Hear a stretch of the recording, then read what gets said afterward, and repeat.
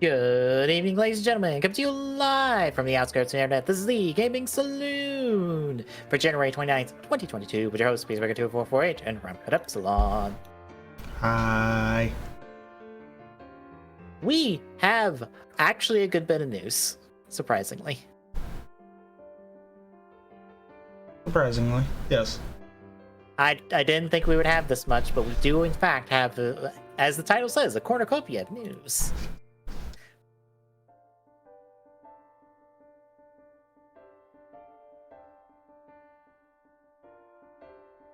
But I guess before we get into all of that, Tommy, what have you been playing the last couple weeks? Not really a whole lot.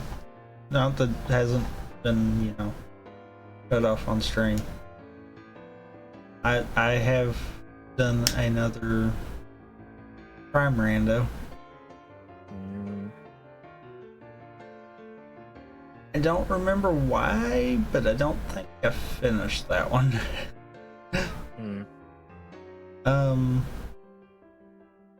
Also did a KH2 rando here the other day.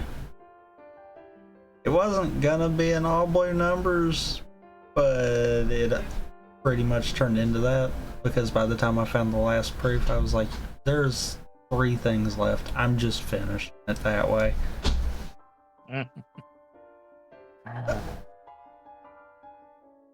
I mean, have you 2.5 hours, not bad. Yeah. I'm more making that noise because of a thing I've been playing off stream. What's the thing you've been playing off stream? So how much of Master Duel have you been playing? Not a lot. Okay. I've ran into a good bit of meta decks recently, and a good bit of, hey, would you like to play a video game? No. Just denial, just deny you to do anything decks. And they have not been fun to play against. Because all they do is just say nope to anything you get to do on your turn, and you get to do and this person takes 20 years to do their turn, and then they kill you. But I did run into an Exodia deck. Guess what happened? You died. No. Oh. No, they screwed up their combo, I guess, and surrendered. Yeah. I didn't even get to be Exodia'd. No. I did one turn, and then they started doing their bullshit for an entire turn for like 20 fucking minutes. I have the replay saved. I probably should show it off at some point. I might show it off tomorrow, but I've got the replay saved. They take 20 years to do their one turn, I guess screw it up at some point, and then go, well, I'm done, and then surrender. The only multiplayer one I've done, my combo for Days deck got out comboed for Days. I can imagine that. So, yeah. That was I played one game, and I said, yep, I'm fine with not. I did get OTK'd by a shooting Quasar Dragon deck. I also have the replay saved at that. I can't be upset at that one because it was a Quasar deck. Fair.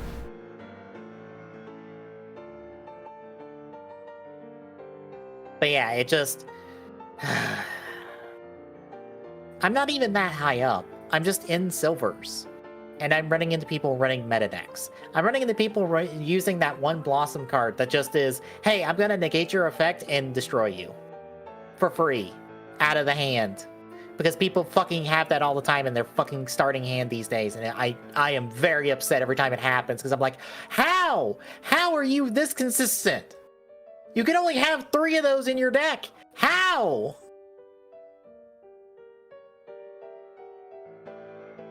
I have 3 polys in my deck, and I can't consistently get that shit in my fucking hand, in my starting hand. I gotta have shit to get that in my hand. You have no means of pulling that into your hand turn 1 except fucking luck.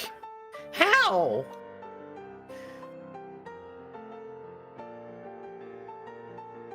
So yeah, Master Duel annoys me. So, yay. I'm also close to beating Super Robot Wars 30. I'm on the last couple chapters.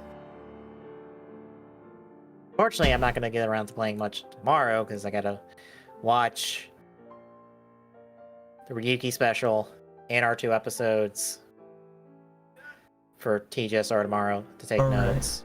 Alright. Yeah. I am super glad I didn't go ahead and try to watch stuff for tomorrow because of the simple fact of I actually probably would have watched the first 4 episodes of Kuga on accident. Fair. And apparently today's Kuga's anniversary, which timing-ish, kind of, for us. I'm not gonna lie, I actually thought that we were on Kuga at this point. Forgot we still had another week of Ryuki. Yeah, we gotta do one last run with Ryuki. But yeah, I hope to be done with Super Robot Wars 30. Hopefully before the end of the month. If not, then I just gotta get 2 games done next month.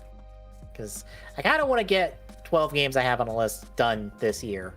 And at least get 1 done a month. It probably won't happen, but I wanna try, damn it. Yeah, probably won't happen.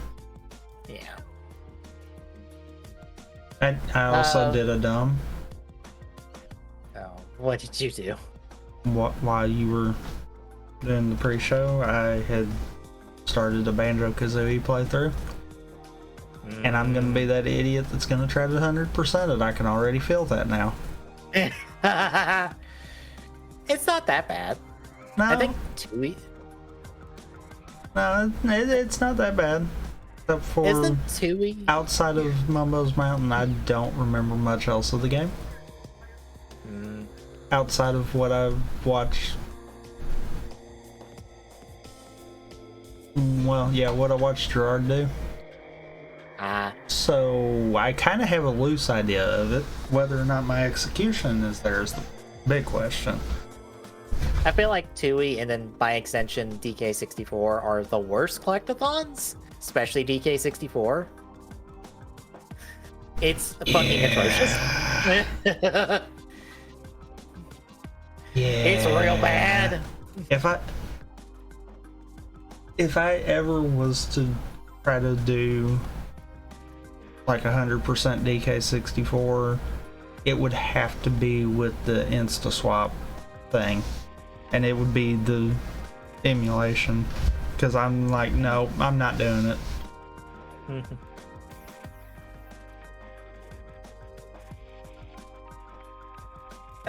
Trying to think what else.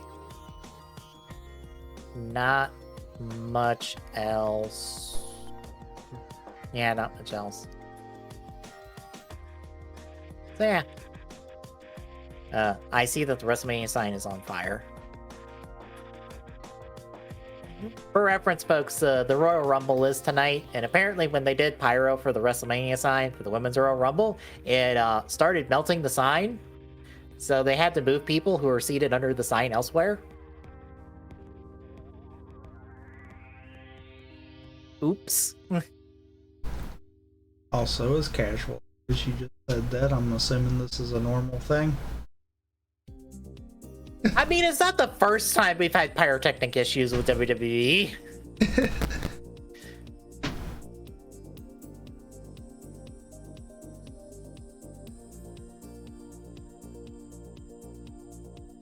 But yeah, shall we hit the news then? I mean, I guess we shall. Alright then, first up, a follow-up to our last 2 shows, more or less. AGDQ 2020 had their final total of $3.4 million. $3,416,729 specifically. for AGDQ 2022 to the Prevent Cancer Foundation. That is, again, a record-breaking affair. And I've been following Frob, the guy who does the Yakuza games. Mm-hmm. And he actually talked about how like his bonus incentive didn't get meet, and he wasn't upset about it. He was just like, yeah, I'm coming after like the keep talking and nobody explodes run, which was really good. And he's like, ugh. He's just like, yeah, I don't expect much, but if we make it, cool. If not, oh well. And apparently GDQ staff did apologize to him for setting the goal too high for his bonus incentive. Well, which he was like, oh, all right. I think this might be the first time that they've actually realized they might have overdid it. Yeah.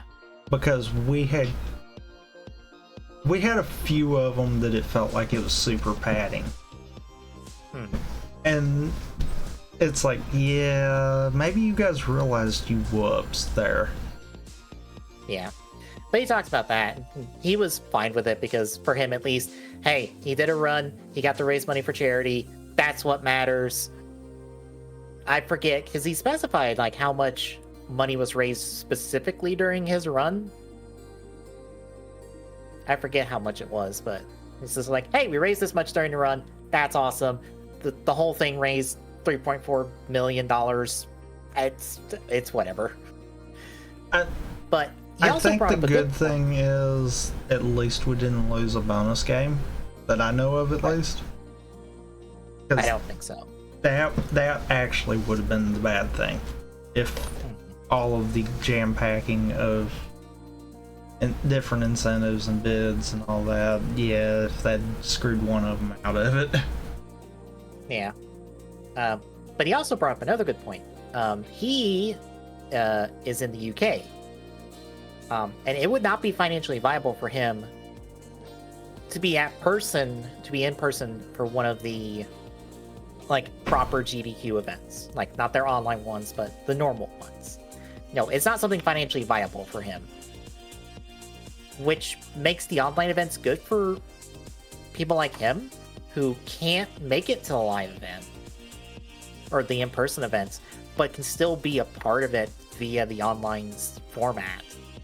Which, yeah, that really does open the door for a lot of people to be a part of these events that otherwise just couldn't be. I know no one's ever completely said it, but what I'm willing to bet will probably happen is when we do ever get back to the point of doing live events, there still will be an online portion of it, whether that's a set time frame of each day, or if they get gutsy and maybe even do a couple of days before and after the event, maybe extend GDQs a little bit. I could see it maybe for certain things being online.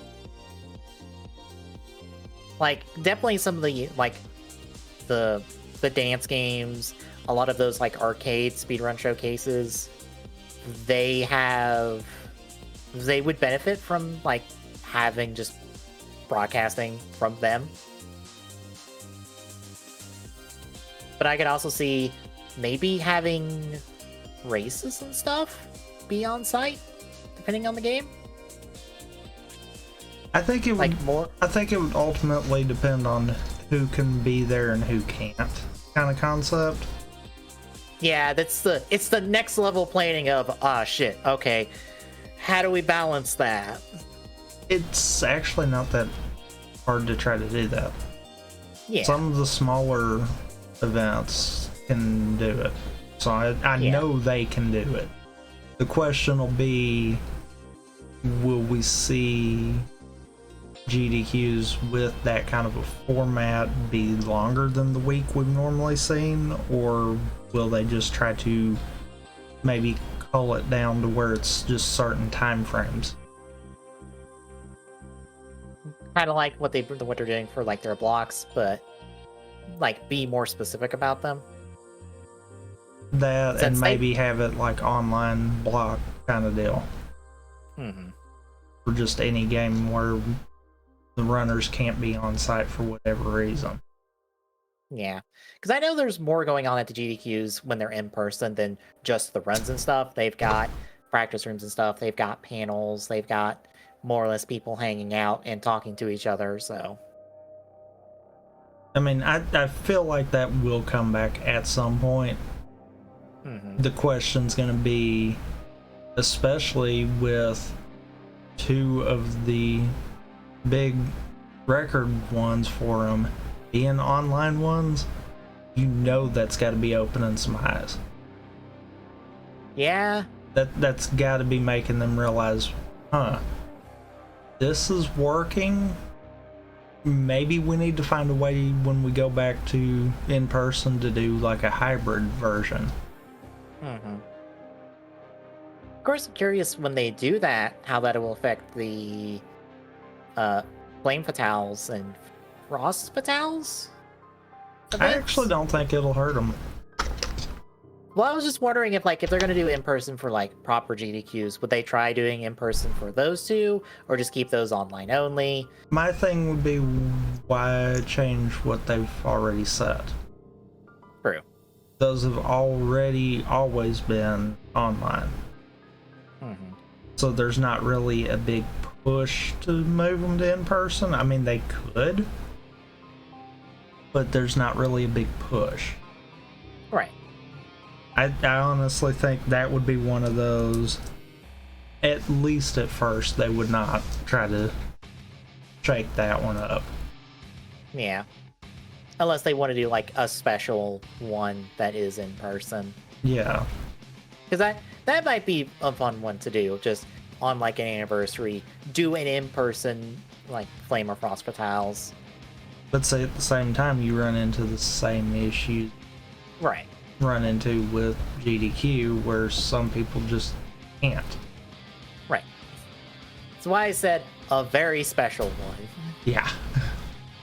That's why I'm like, I don't think initially, at least, it will change. Mm-hmm.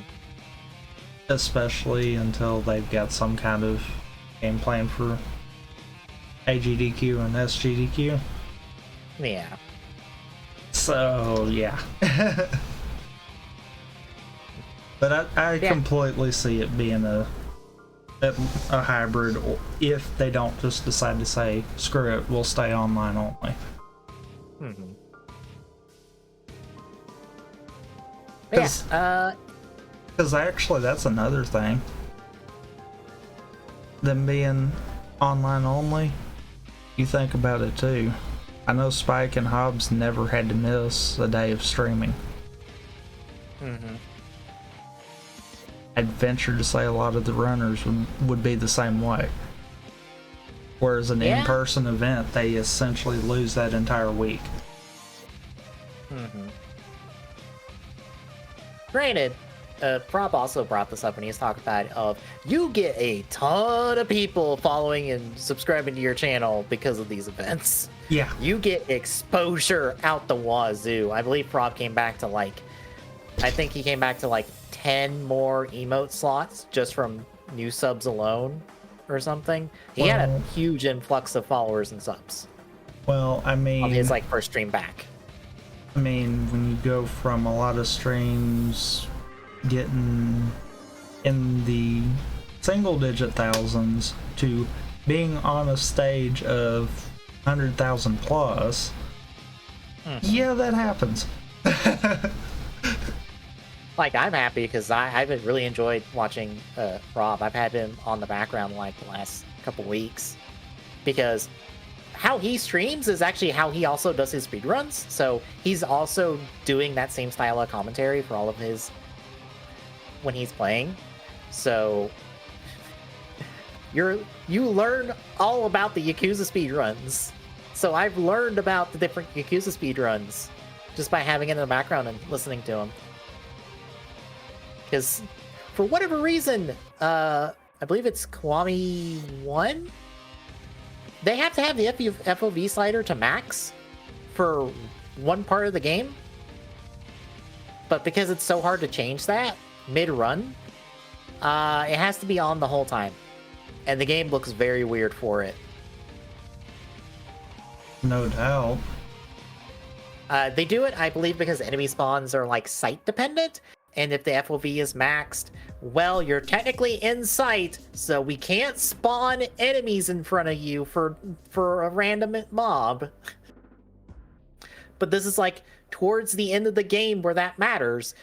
But it would take too long to swap it then, so the whole game has to be played at this awkward FOV.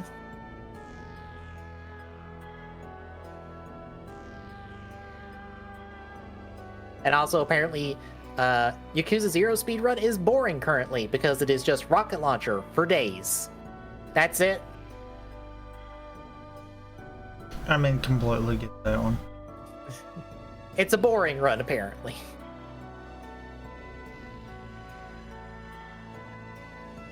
Anywho, yeah, GDQ. Good stuff. Congrats, guys. But unfortunately, we have sad news. I guess sad if you like this game. I guess 14 of you.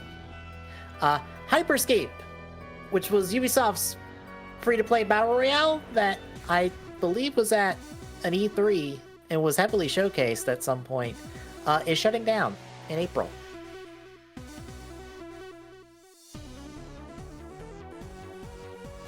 I almost feel like I don't remember this one. I feel like I do, because I feel like I have seen trailers for this, and I think we have talked about it for a hot minute. Oh, I'm sure we have. Yeah. But yeah, it's dead. Oh well. In other news that is kind of weird because it's not quite what the article is talking about. So, Sega's been running an arcade business for 50 years. But now they are fully moving out of the arcade business, kind of. Unfortunately, it's more complicated than the headlines and I think articles are putting out there.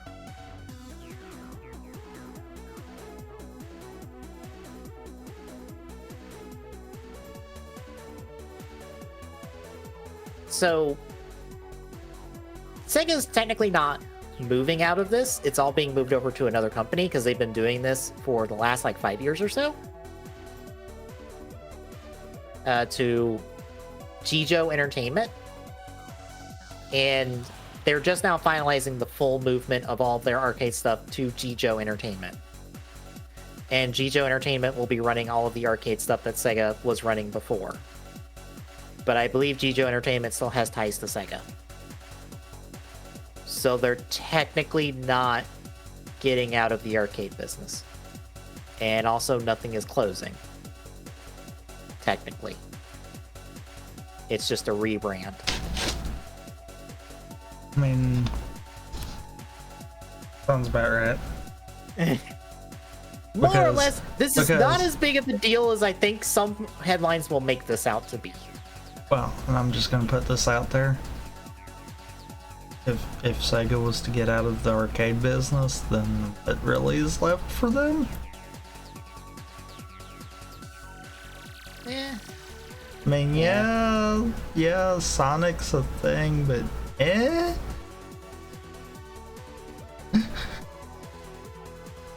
Yeah, it's weirdly it's not as big of a deal as I guess it's being reported on, because I saw a correction in John's tab where someone pointed out on Twitter just like, by the way, this is not that big of a deal because this has been happening for the last 5 years and this is just a finalization of it, and nothing's going anywhere. It's just under a new company. So no, this isn't a big deal. I don't know what y'all are gonna be barking about.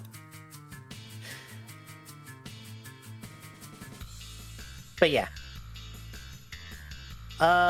In better news? Question mark? Yeah. Respawn along with a couple other developers. I believe it's just Respawn. Is this just Respawn? I forgot. Yes. Yes. Just Respawn. Are currently working on 3 different Star Wars titles to varying degrees. So first and foremost, we are getting a sequel to Jedi Fallen Order. So yay, people like Fallen Order. So they are also working on a first-person shooter set in the Star Wars universe. Okay.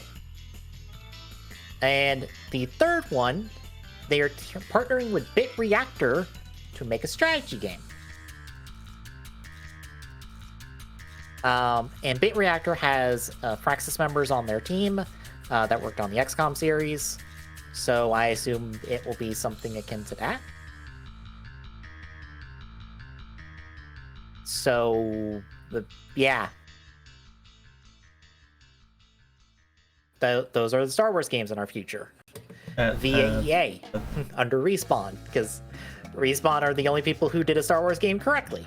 That's almost feeling like putting all your eggs in one basket. To be fair, they don't have the exclusive license to Star Wars games anymore, so it doesn't matter. I know.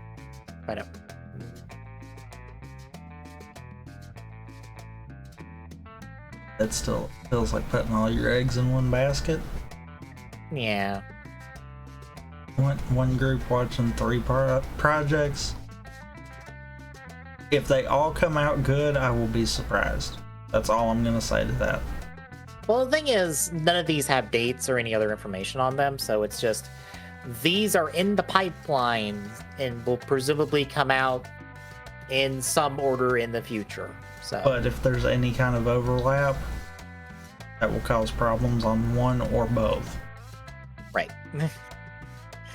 And God help us if all 3 overlap at any point. I mean, I could see... Weirdly, I can see what that strategy game would be more than the first-person shooter, because the first-person shooter could be fucking anything, to be honest. But I feel like the strategy game, they might lean into, like, Clone Wars era and have you be using a squad of clones, presumably? Like, I feel like that would be where you would go with that if you're bringing on, you know, Fraxis devs. Yeah, I could say that. Because then you get that customization of, like, clone troopers. You get, you know, a narrative you can follow that would be a campaign. You can do a DLC that would have you take control of stormtroopers as you transition from Republic to Empire. Like, you have a layout that makes a lot of sense for that.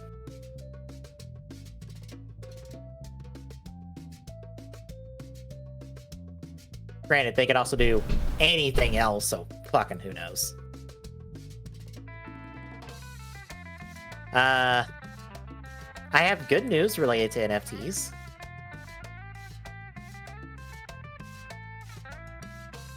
Was that even a sentence?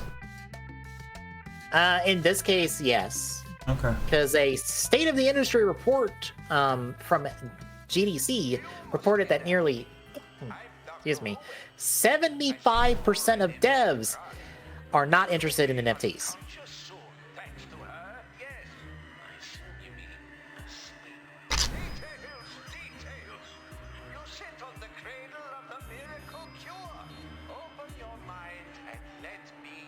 I don't know what puzzles me more.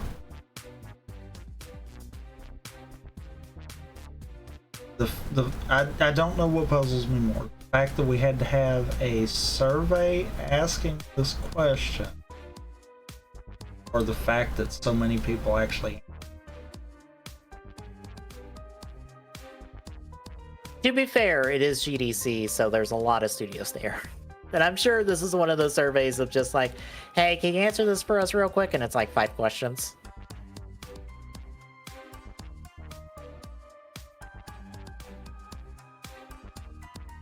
Five questions, and 4 of those are demographics. Probably.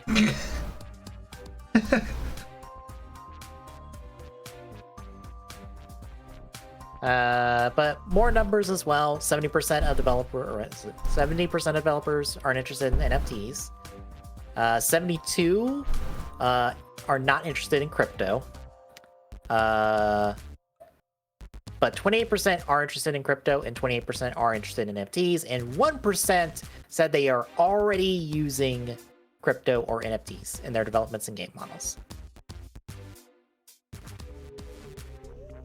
And lastly, 83% said they are not involved in metaverse development, while 17% said they are already working on metaverse-related projects.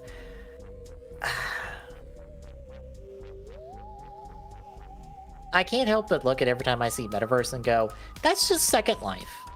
Everything you're describing is Second Life. Everything you're describing is like anything else that's like Second Life that's existed for like the last 2 decades. Yeah, I was gonna say for like ever. I mean, nothing is new here. Literally new. Like, oh, you can be in VR and stuff. That's VR chat.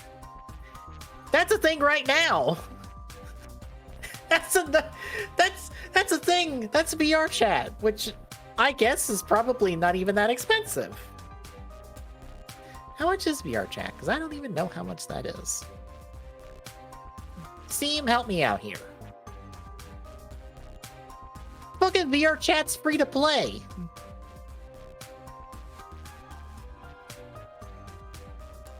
Like,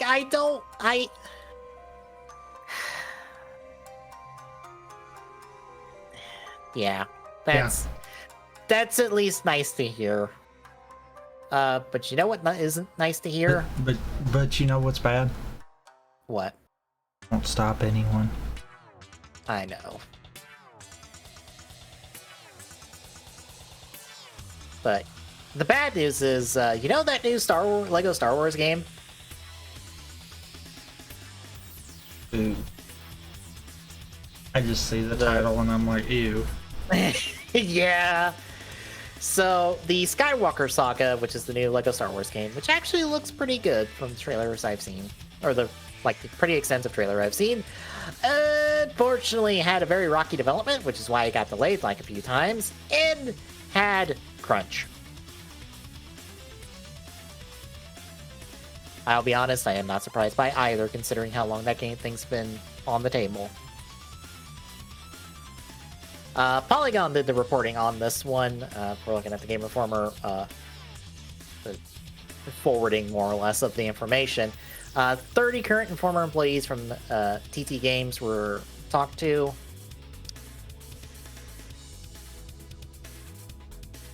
It apparently struck gold with LEGO early in the mid-2000s, but became a victim of its own success. Annual release cadence meant that overtime and crunch became not only normal, but expected. Go figure. You wouldn't think. It's almost as if we shouldn't be expecting developers to do games in a year. Yeah. Let's see, 80 to 100 work hour days, 6 days a week was not uncommon. Gender wage gap for female employees, lack of women in leadership, diversity problems in general. The bingo card of garbage shit in the industry. This is why I said in a chat that fucking Activision Blizzard would not be the last time we hear about this.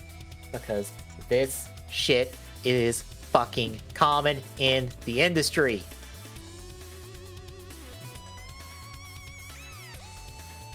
There needs to be change at a high level across the board for this shit to go away.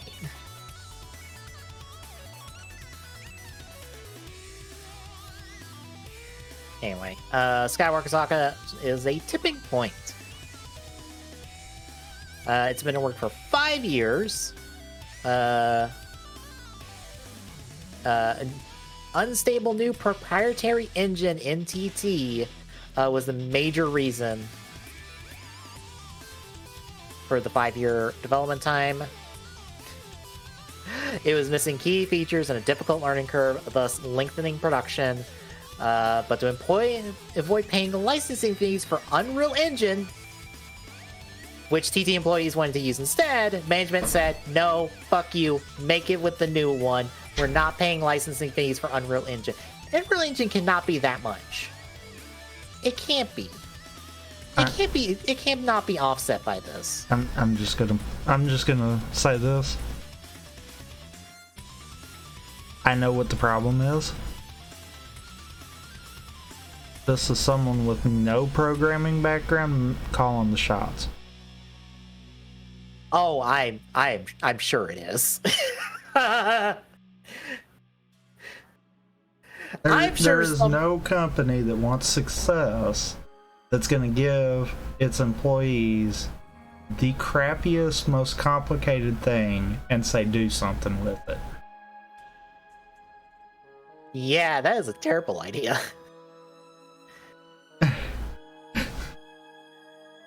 It's like, yeah. This is someone that knows nothing about this and is saying, just do it.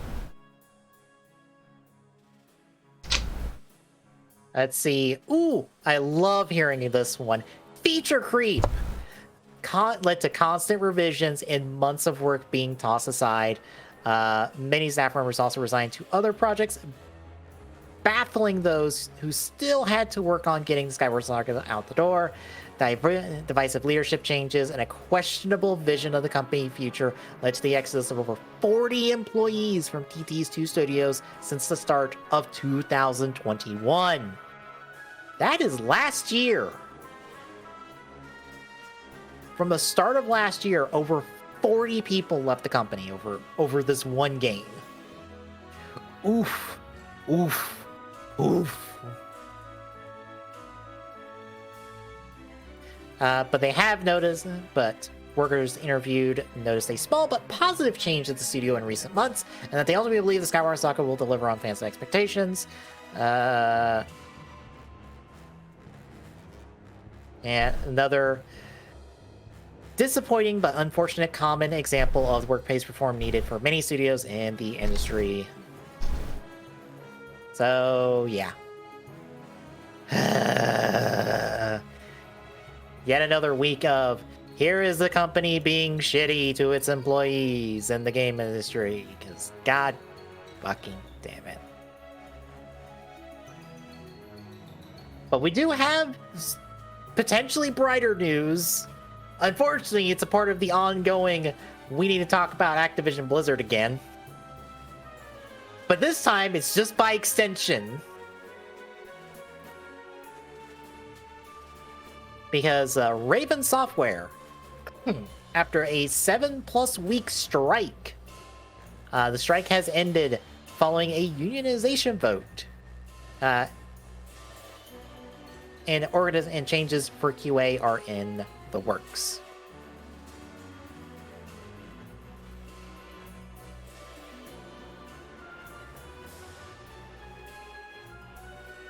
And right now, it is a union of QA employees. They're putting funds and stuff together. It is pending onus on Activision Blizzard to recognize the union. And if they do not pony up, it will be another strike in the future. So, yay! Good for them. Too bad it's still in the middle of all the shit going on with Activision Blizzard that is now, while they're now being bought out by Microsoft. So this union may not even last once Microsoft takes over leadership. or it might. Maybe. Microsoft might say, sure, go for it. Mm-hmm. It keeps you happy. We have a year to wait, essentially, because Microsoft doesn't take control until next year. Until then, Bobby Kotick and all of his personnel are still in charge of Activision Blizzard and by extension, everyone under there. You know what would be immensely funny? What? If Microsoft backs out at the last minute and it's like, no, never mind. Yen's done screwed up too bad.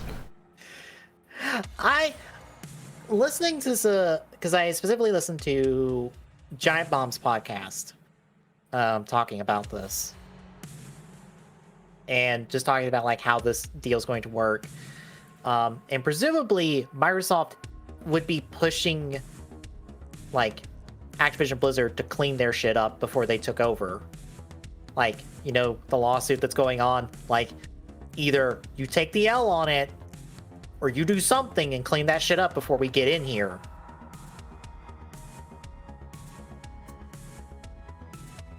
So presumably Microsoft might be applying pressure to be like, get this strike over with, give them what they want.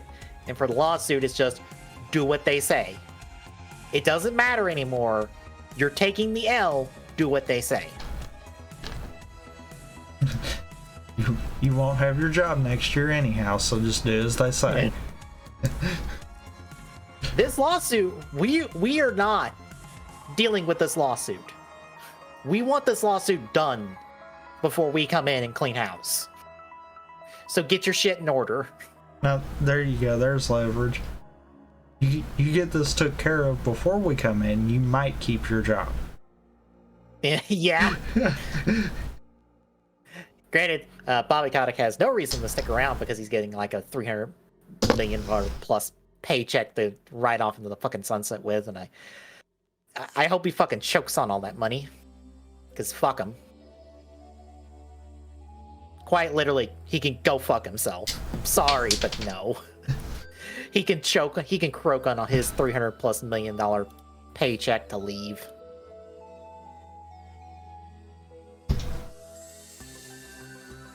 But yeah, that is our bi-weekly check-in. And that is the news for the week in less than an hour. Yep. It's not a lot of big news, it's a lot of smaller stuff, so that will take us to releases. Where do we begin? We have a Game Boy Color game on the 31st, the year after. Is that actually Game Boy Color game, or is that like some kind of virtual? It's a fantastic question. Because, for the records, sometimes that happens. Yeah.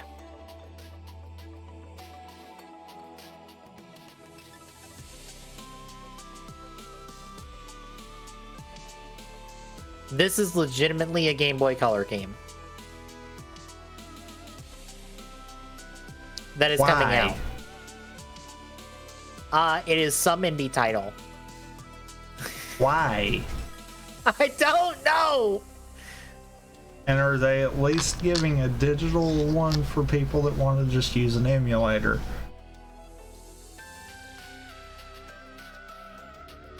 I think this is just a collector's edition of a game that's on like itch.io.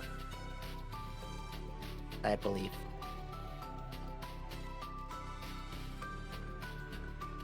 Yes. Actually, there's a beta on itch.io from this dev team. So, I guess it's not? I don't know. This is not the first time we've run into this, but it's always strange when it does. Yeah, but normally when it does this, it's on, you know, a current console? Yeah.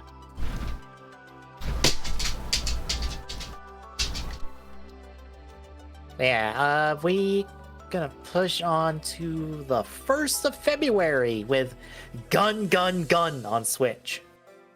And the Life is Strange Remaster Collection for Xbox One, PlayStation 4, and Stadia. On the 2nd, You wow, I messed missed up one. on one. Yeah, I see this.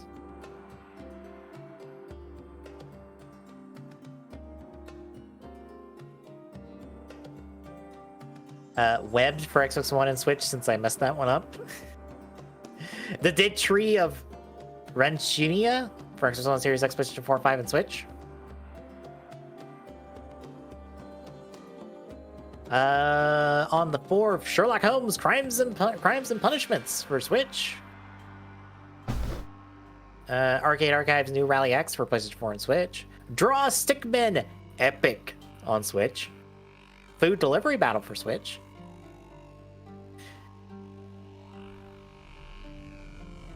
On the 4th, Dying Light 2 Stay Human finally comes out for Xbox One, Series X, PlayStation 4, and 5.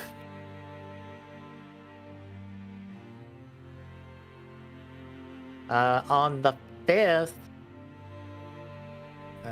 Jumping Helix Ball for Switch. Gonna skip on down to the 8th with Sifu for PlayStation 4 and 5. That's that beat 'em up brawler game where you age over time.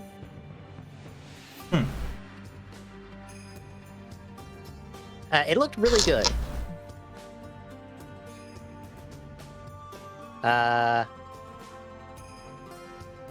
YouTuber's Life 2 for Switch. I wonder how accurate it is.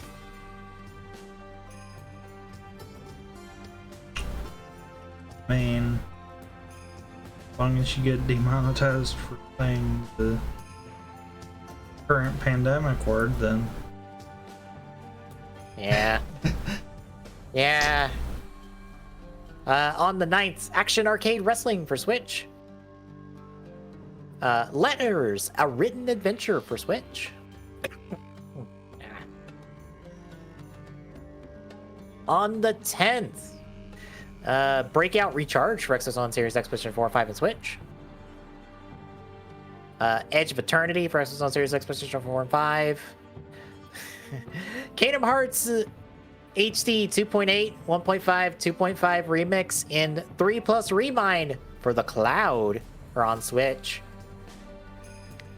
Plus Intergram Masterpiece. I think that's just a concert. Also on the cloud for Switch. I have bad news though. okay. The cloud version, they're garbage. Like, how bad garbage? Not really that playable garbage.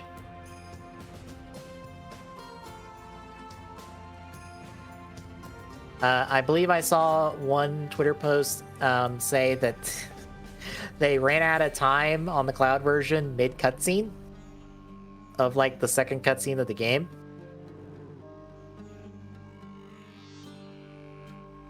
I think this was on the trial, but Biz says it was just not playable. It was bad. Okay. Okay. Question. Since you said it was Biz, was he trying to speedrun on it, or was he trying to play casual?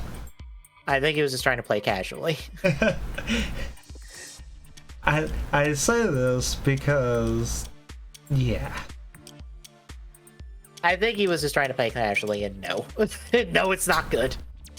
And there's a trial version? Apparently. But like the 1-for-1 will not get you that far in the game. He'll get you to like one cutscene with Sora and Kairi and then just go, well, your time's up.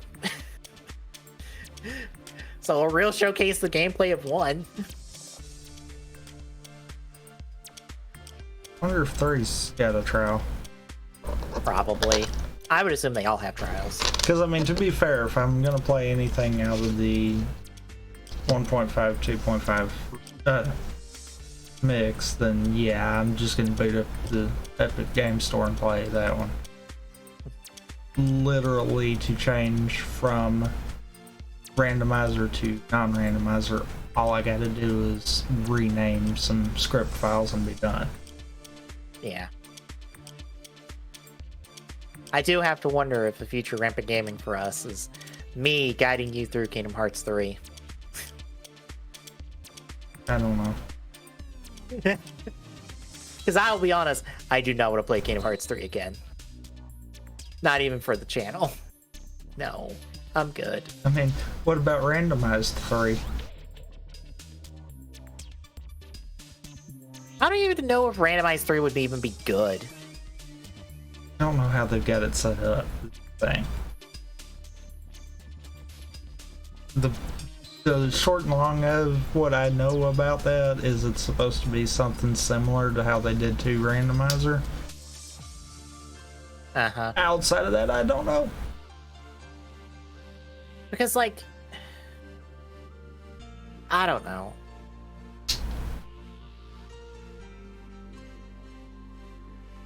I think the problem is that you don't have that many abilities, because a lot of your abilities are Keyblade dependent. Or not necessarily Keyblade dependent, but like, I don't know, there's not a lot of abilities for you to play with. So it would just be Keyblades. And the summons that I think are a different name, but I forgot what the name is. Because I think they're still summons. There is a demo. Well,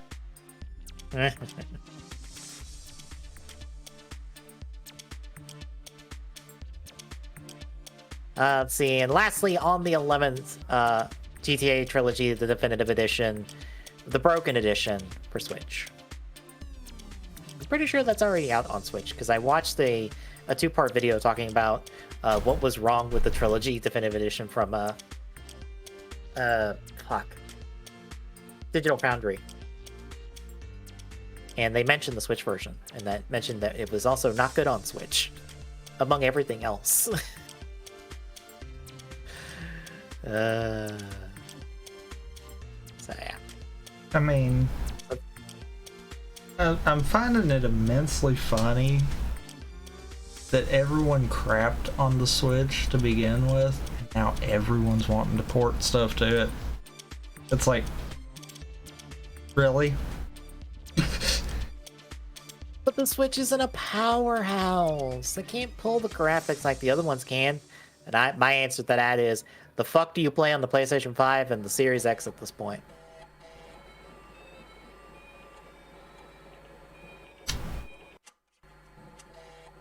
Oh, that's right. Stuff that you can play on other consoles. Right. What can you play on the Switch? A lot more than both of those combined. Okay. Except for one thing. The Ratchet and Clank game. Fair. That's the only thing that I can actually say that either console has that can stand out. But otherwise, yes. There is more on the Switch that I would play than both the PlayStation 5 and the Series X combined at this point.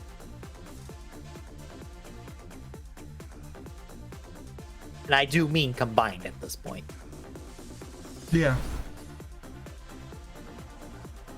And even then, it's going to take, what, until Spidey 2 in the Wolverine game for me to consider that? And, oh, look, all 3 of those games are made by the same company. Huh. I see where my interest lies on the PlayStation at the moment. Because, I'm sorry, I do not give a hoot about the FF7 remake until it is all on the table. Because I'm not taking that 10-year journey I did with Kingdom Hearts. No. I did that train. I'm not doing it again. I don't care if Nomura's not on the project anymore. No.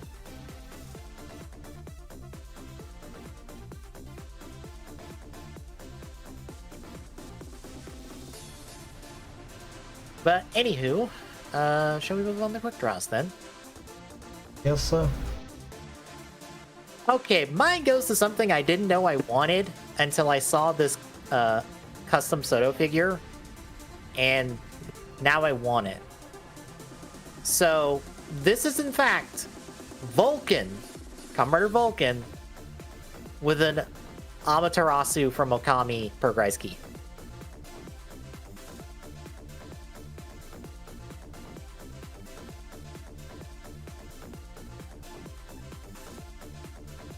using the reflector, the prayer beads, and the sword as weapons. Which, by the way, that sword is legitimately a sword you get in the game in full. I don't know where they got that sword from, but damn, that is a lot of work for that sword. That is still held kind of awkwardly because it's not at the handle. It's behind the handle, or behind like the guard of it.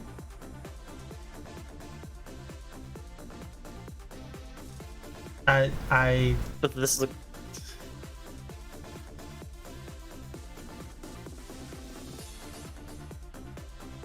I don't know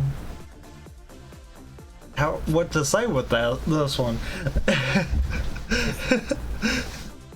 Honestly, I just saw it and I was just like, wait a minute. Because I checked the translation on it, and it is Kamen Rider Vulcan. I think it's Sun Rising Amaterasu. And then the when you press the button, it says Okami.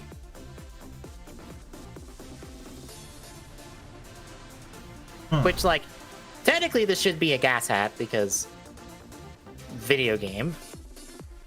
Granted, it's a Capcom game, not a Namco Bandai. But besides that, Ami is a wolf, Vulcan is wolf, and I believe, yeah, this is just a straight repaint of the full Lone Wolf suit.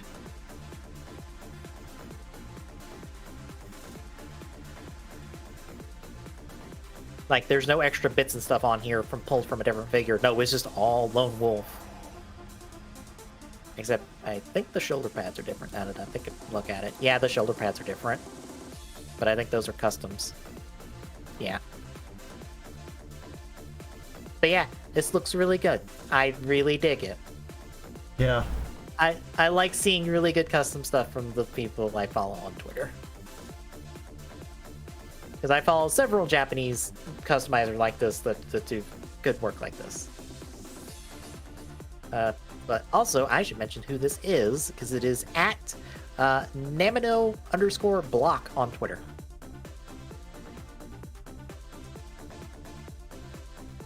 So check them out on Twitter. They do other stuff. They have other customs.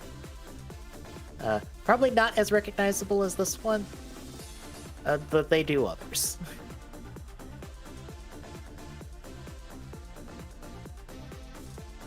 And you do not have one, correct? Correct. Alright, then tomorrow we're free from Ryuki. It's just a special and 2 more episodes and then we're done. We're done. We never have to go back to Ryuki. Which, funny enough, there was a conversation about Ryuki in the Soda Pop Discord today. Someone was bringing up how much they liked Ryuki. And I also put in there that I am the goblin that likes Dragonite more than Ryuki.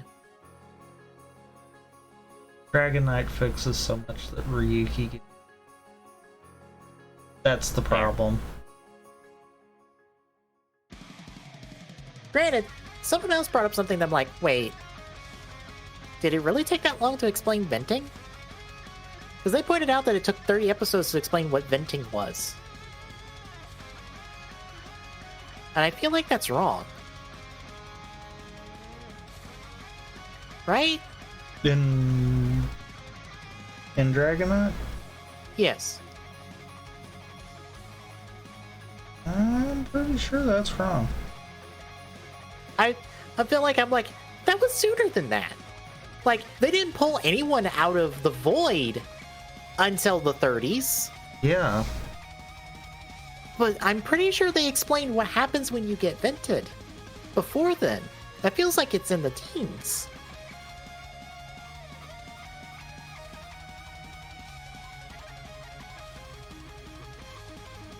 Unless I'm thinking wrong, because I'm pretty sure Len told Kit what happened before then.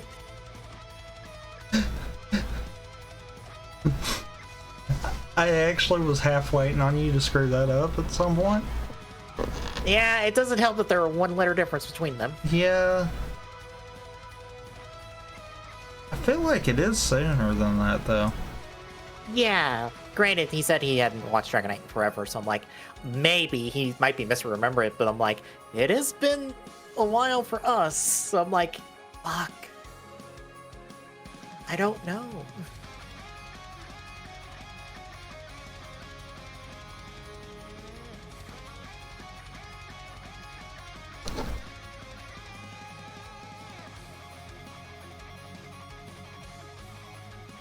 But yeah, that is tomorrow. Wednesday is us continuing Prime 2. Thursday, I will be continuing Legends Arceus.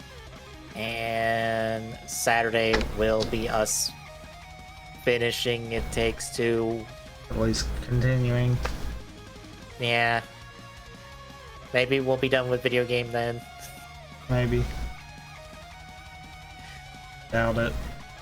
Yeah, It Takes Two is taking longer than expected.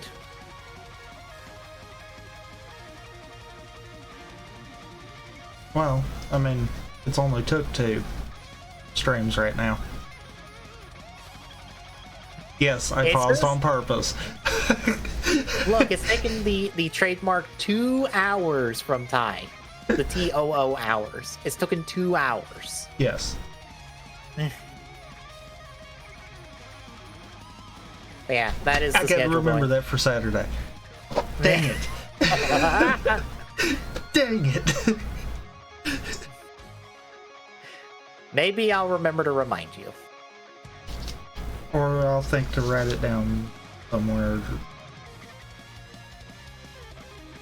Yeah. Yeah, I'm gonna do that. So yeah. Also, I guess just as a reminder, because I'll say this as well, next Sunday, we're starting Cornucopia. And yes, it will be the official subs released by Shout Factory, which, if I recall correctly, they have the Grongi translated, which I remember hearing a stream from people talking about that's a bad thing because that spoils the plot, but fucking oh well, who cares at this point? It's not that bad. Maybe. We'll find out with you whether that's a bad thing or not.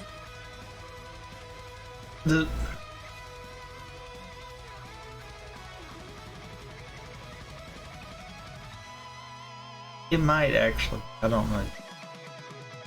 It's essentially the same. It would be the same situation as if the overlords in Gaim were initially subtitled for Gaim on your first watch instead of on a rewatch.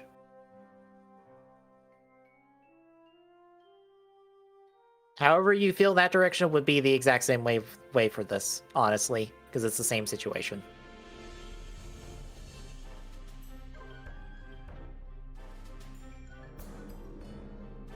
We'll see, because I don't really have a good point of reference for that. It's been a while since I watched Gaim. Fair.